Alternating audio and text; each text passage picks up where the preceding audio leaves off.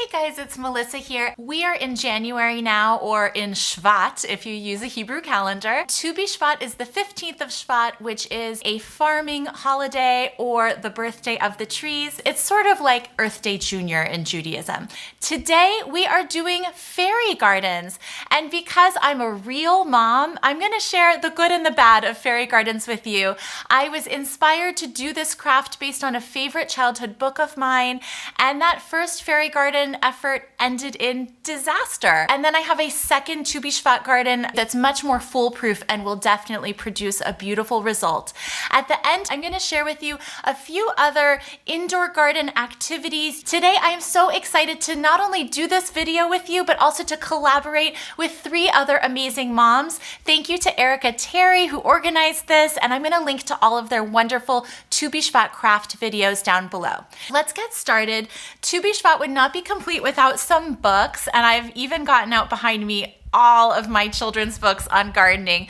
These are a couple of books that I wanted to share with you today. I pulled out my old copy of The Carrot Seed, and I have this more obscure book called Linnea's Almanac. My first fairy garden is actually based on an activity in this book that turns out so beautifully. So I did this fairy garden activity earlier this week with my kids. They were so pumped to do it. And so I set them down with things like popcorn, chia seeds, quinoa, pinto beans, and a couple kinds of lentils. These are raw sunflower seeds, and I even had a little leftover salad mix seed that was in my garden drawer. The beauty of this type of fairy garden is that your child is going to learn about gardening, germination, sprouting, and also the things that we eat in seed form that then are alive and can grow into a plant. So I love that. The other thing that's really fun about this is the fairy garden element. You can populate these little fairy gardens with all kinds of fun things that your kids are gonna love. Little figurines that get put in the germination stage, or little pebbles and pathways.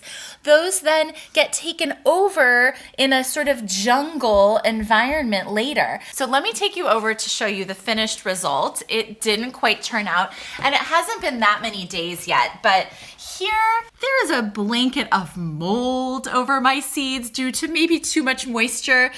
We did tent these fairy gardens initially to lock in moisture, and that was clearly a mistake. Oh, and my husband does want me to tell you that they smell terrible. At the same time, things are sprouting, so this is a great learning activity. It was really fun for my kids to put together. A giant sunflower seed has put down roots while having a little mold. There's interesting sprouting. The popcorn has really big roots, and I think those are going to look really neat when they grow up. Here we did a paper towel version, so not using soil. They don't look amazing. This is not Pinterest worthy. What I like about this is that you can see the whole sprout happening. You can see the root, you can see the little sprouts. So this is a long game exercise. It may or may not sprout and look beautiful, but for us it was worth trying. Now I'm going to show you a much more foolproof fairy garden. You can get instant gratification by picking up a few seedlings at the nursery like I did. These I actually got at the grocery store. I have 2 varieties of mint, a rosemary plant, and an oregano. And this fairy garden is also going to be my herb pot for the summer season. And then I just let my kids go to town decorating it as they wish. You can put in their little figurines, action figures. I have some bug figurines that are really fun. And then things like pine cones, marbles. My kids did Play-Doh activities that they wanted to be their fairies. So we used a skewer, skewered some Play-Doh, and I even got out the sticker book and I let them, choose a sticker and put that on a skewer that could be stuck into your fairy garden. You do it your way, but picking up just a few inexpensive herbs, putting them in a pot that you already have, and then letting your kids decorate it as they see fit is such a fun way to begin the gardening of the season, have something practical, and also have something beautiful that you can use to decorate as your centerpiece for Tu B'Shvat dinner. I also want to show you a few other practical and easy windowsill gardening activities. I have over here some stuff I pulled from my pantry, so let's go over there and look at those now. So just by going into my pantry and refrigerator, I pulled out for you today organic baby potatoes, raw peanuts, a ginger root, a sweet potato, and a green onion.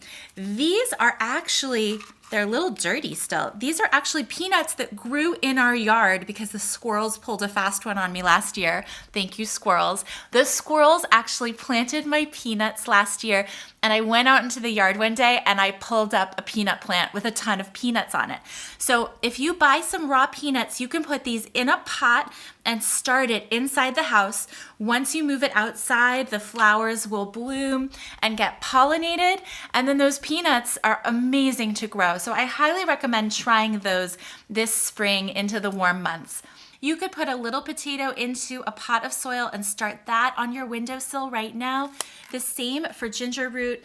And obviously, many of you have done the potato in a jar of water activity. This is a really fun one, and it produces a beautiful potato vine. Another one that you may not have done before is growing your own green onions from a green onion at the grocery store.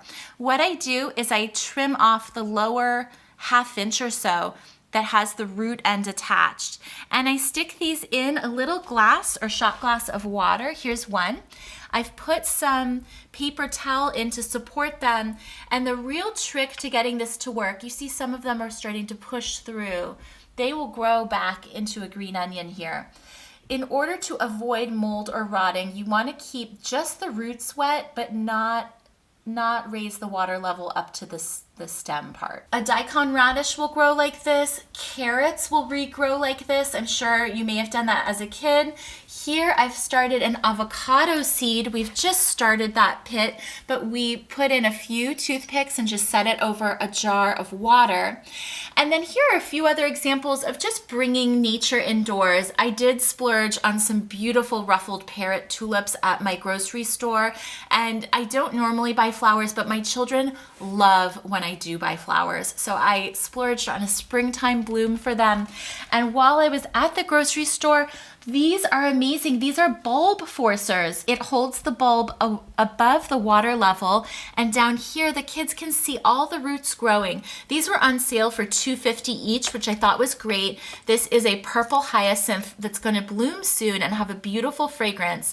Later, I could replant this bulb in my garden, and I can reuse the bulb forcer for next season and force another bulb that I might pick up at the garden center or hardware store. These are just a few items that I think really make my table or windowsill beautiful and festive for Tu B'Shvat. My kids love learning about gardening, and while we are spoiled here in Los Angeles and we do a lot of gardening year-round, I know that some of you are somewhere cold, and right now you could really use something cheerful on your windowsill and a fun activity to do with your kids for Tu B'Shvat.